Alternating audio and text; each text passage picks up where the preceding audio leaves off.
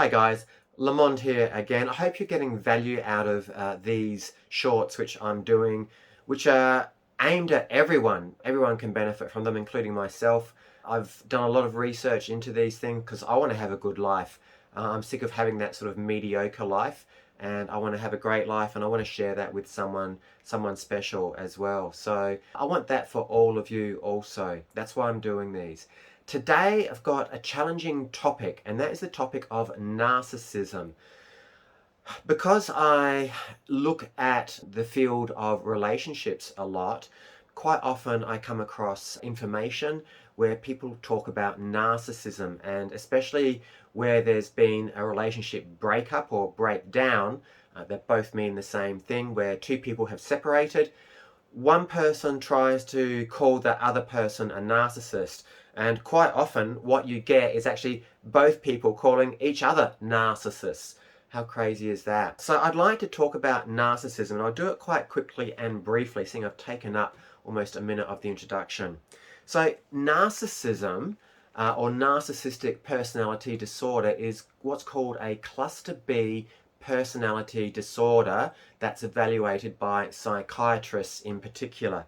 Now I'm just reading down here that individuals with cluster B disorders are often dramatic, that is, they create drama in their life. Oh, poor me, I'm a victim, or let's rescue that person because they're a victim. So they can be a victim or a rescuer or a persecutor as well. So like, oh, don't listen to them, and they do a lot of complaining.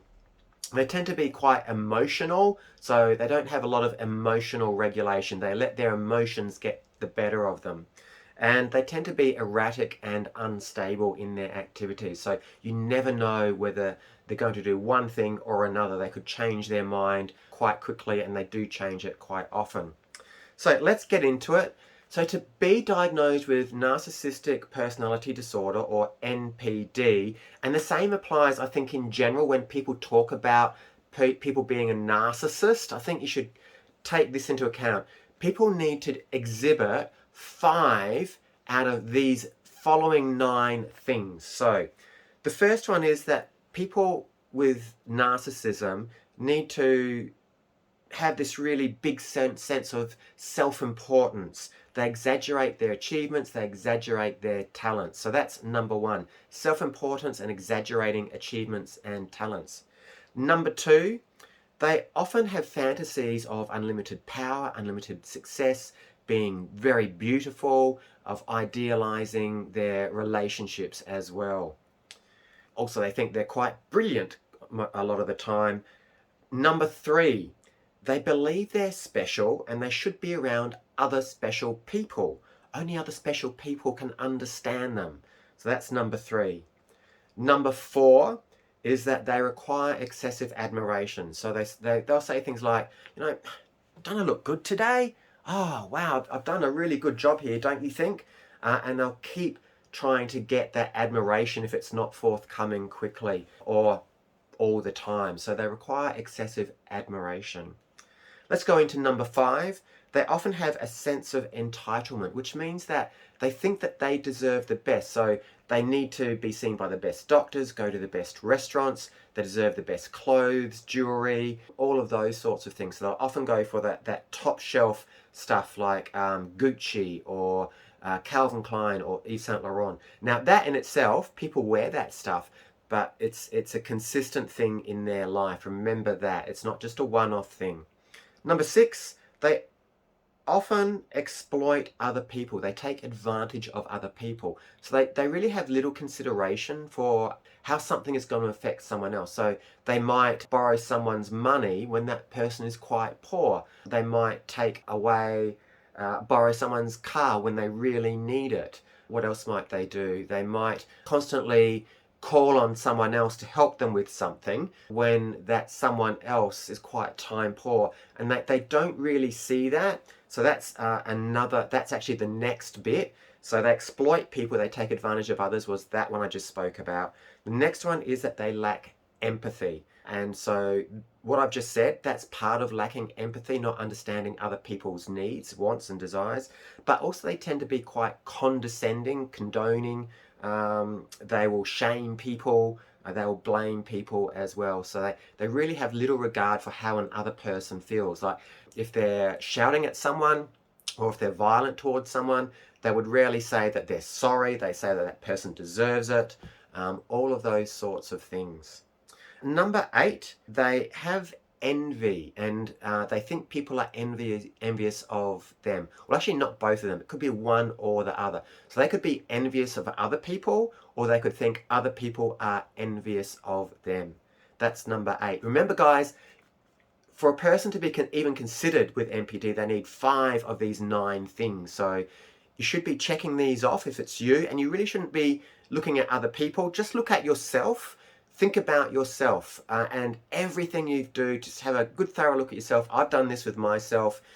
Try not to think of someone else. Really, it should be applying to you only. Finally, number 9 is arrogance. Arrogance means that that person complains a lot. They're quite often rude and, again, condescending in their attitude. So they'll be doing a lot of complaining. Oh, God, I can't stand this person. I can't stand the way this thing looks. This looks so, it's like, why did I bother? That's what arrogance looks like quite often. Or I'm better than them. You know, why are they hanging around me? That's also what arrogance looks like as well. So please remember, for a person to be even considered with NPD, and I'm going to include general narcissism in that, they need 5 out of those 9 things ticked off. The first place to look is ourselves. So rewind this video, go through it, leave a note in the comments. How many of them do you tick off yourself? Do you think you tick off? I'm not too sure I really tick any of them off. I can definitely see that I'd love to be in this great romantic relationship, but I don't idealize it. Maybe I have some fantasies about it, but I don't think that those fantasies are any more or less than what a person would generally have. So again, that's what we're talking about. These are extremes here with a narcissist. They're not just, you know, a few instances, because we can all have these qualities or traits, or people can interpret our behavior in this way. Remember, that's why you've got to look at yourself. You know yourself best. Try not to, or don't, I'll say don't, judge another person and their intentions, because if you're judging another person, then you are probably guilty of that little narcissistic trait yourself. So remember, it's about you. This time it is about you. Okay, I'm saying that. So this is LeMonde. I really hope that's helped people to understand and get a better idea of what narcissism is. Have a look at yourself. Talk about it with friends. Get them, like, really, if you're not a narcissist, then you will ask them, I want you to score me. What do you honestly think? Only a person who isn't a narcissist would get their friends to try and see if they are a narcissist. Think about that. LeMonde signing off, wishing you all the best in all your relationships and throughout every aspect of your life. Thanks for watching.